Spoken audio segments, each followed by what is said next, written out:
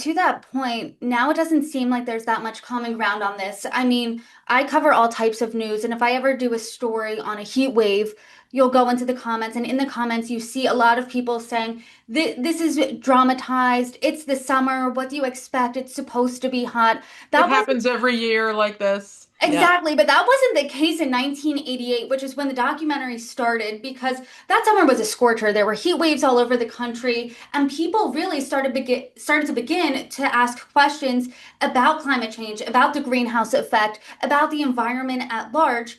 And I think, John, you highlighted this quote, but I want to read it again because I think it's pivotal. Pivotal. It's in 1988, presidential election, then Vice President, Republican George H.W. Bush. This is what he said. Those who think we are powerless to do anything about this greenhouse effect are forgetting about the White House effect. And as president, I intend to do something about it. Obviously, this quote stuck out to all of you because the documentary is called The White House Effect. So, what do you think George H.W. Bush meant then about the White House effect? And now looking back over 35 years later, what do you think the White House effect is?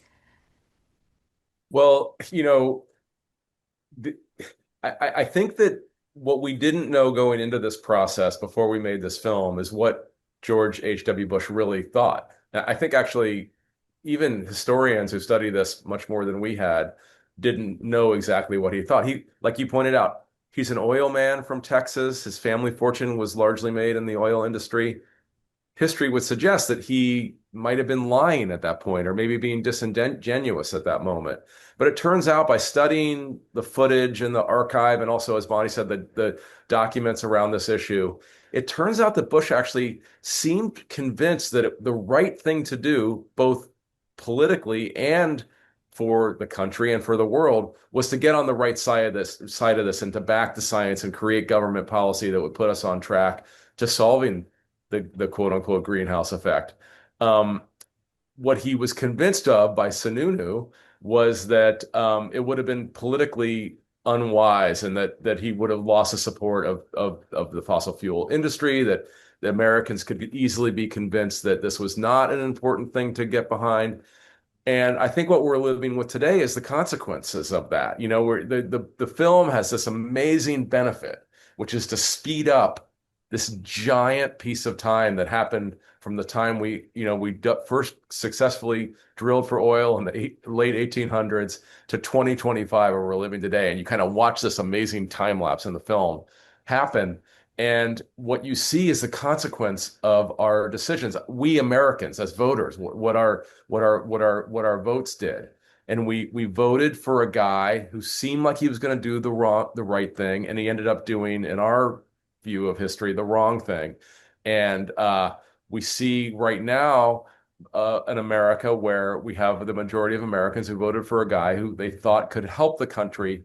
And it seems like, from our point of view, it's actually having a major detriment to our policy on this issue that, in our minds, could not be of more importance. And Pedro, I want to turn to you. When you're looking at the White House effect, when you're looking at that quote, if there were other actions that President George H.W. Bush took, where do you think we would be today? One of the things, instead, I think I actually want to say, one of the things that I think is really powerful, the reason why the film, in a way, ends in 1992 is because we amassed like an archive of over 14,000 pieces of archive, and dating back to 1859 to the present. And the reason why we stopped in 1992 is because we hit Groundhog Day then. It hasn't, like the dialogue, something to realize, the dialogue has not moved significantly since then. If you look at like post 92, like we did Rio, and then we covered Kyoto, and then like with, some nuanced changes, it's very, very similar. And it's very, very similar to what we're still hearing today. And that is why we basically said, like, well, that's where the story ends, because we haven't really moved. It hasn't really changed the dialogue. The science has, like the science has evolved, but it's just confirming everything that we already know. We're already living through the effects of what the scientists in the 80s predicted to the T. I mean, we are living through that. And so I think we're now at another what if moment, right?